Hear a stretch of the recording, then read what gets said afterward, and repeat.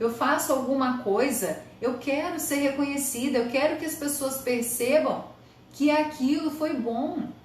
Eu quero que o meu marido perceba que eu estou fazendo coisas boas. Então, ser reconhecido e amado é outra necessidade básica. A gente precisa reconhecer o outro.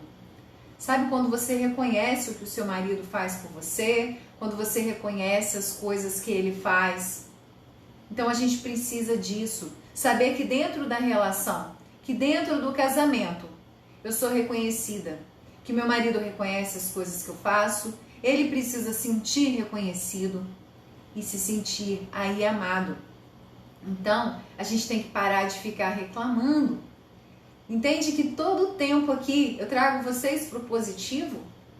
É hora de substituir aquela energia negativa, aquele monte de reclamação, por momentos positivos.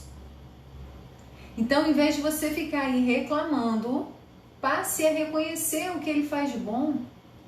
Porque é óbvio que vai ter coisas dentro do seu relacionamento, no seu casamento, que você vai ter para agradecer.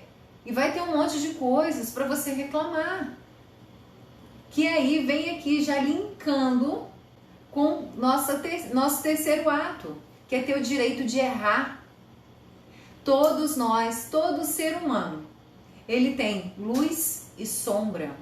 Todos nós. Nós temos o nosso lado luz, que é muito bom, mas nós também erramos. Nós temos nossos dias de fraqueza, nossos momentos de fraqueza. Às vezes a gente fala algo que magoa o outro, às vezes até mesmo sem querer. Você não queria falar aquilo e quando você percebe, você já magoou o outro. Por isso que existem 3 tipos de perdão. Tem o perdão que eu dou para mim, que a gente precisa também se perdoar. Tem o perdão que eu dou para o outro, que é o erro que ele comete. E tem um terceiro tipo de perdão, que é aquele perdão que eu peço perdão por aquilo que eu fiz, por alguém que eu magoei e que eu não tenho consciência que eu fiz. Porque às vezes a gente também pode magoar alguém sem a gente saber, a gente não tinha intenção, não tinha vontade. E às vezes eu fiz algo que eu nem sabia que aquilo ia magoar. Então a gente precisa ter essa consciência também.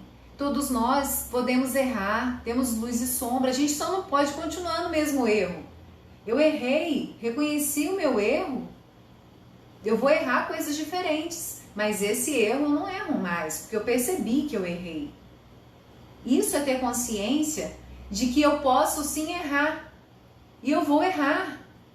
A vida, ao longo da minha vida, quantas vezes ainda eu vou errar?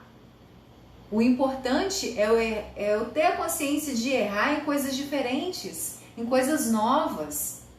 Ah, eu errei nisso aqui, de fato isso não deu certo, isso magoou meu marido, isso aqui não funcionou, então isso eu não vou errar mais. Mas eu tenho que ter em mente que nós temos essa luz e sombra, que nós somos seres duais. E por isso a gente também precisa compreender o outro. E entender que o outro também erra. Às vezes a gente é tão duro com o outro, né? Não, você errou, você não podia ter feito isso comigo, você não podia ter falado assim, você falou isso comigo, eu não vou te perdoar e eu não vou perdoar. E você fica ali achando que o outro tem que ser a perfeição.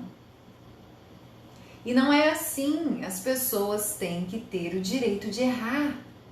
Nós não somos perfeitos. Mas a gente tem que, por isso é necessária essa prática do perdão. Quando, Silvana, todos os dias, você pode todo dia à noite antes de dormir dizer, eu me perdoo. Eu perdoo o outro e perdoo qualquer pessoa que eu possa ter magoado de forma inconsciente.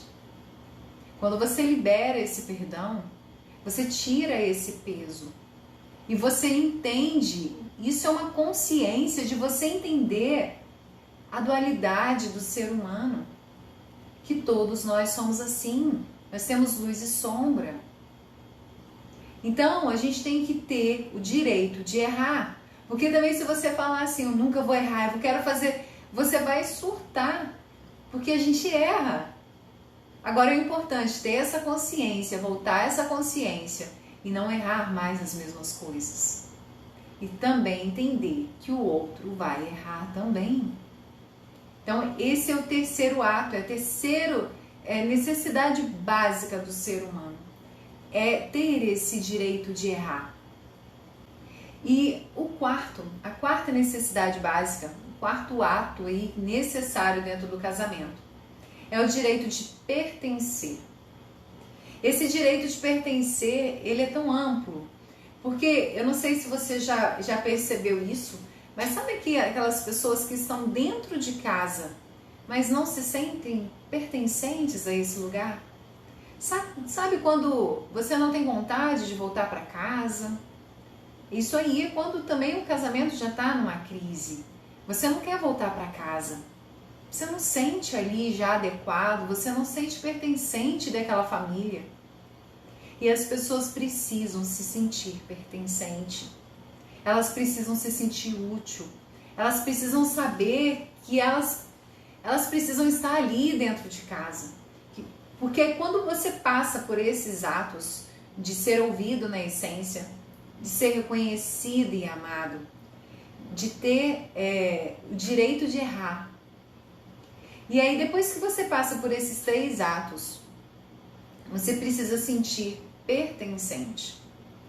E aí começa também um pouco da aceitação, de incluir o outro.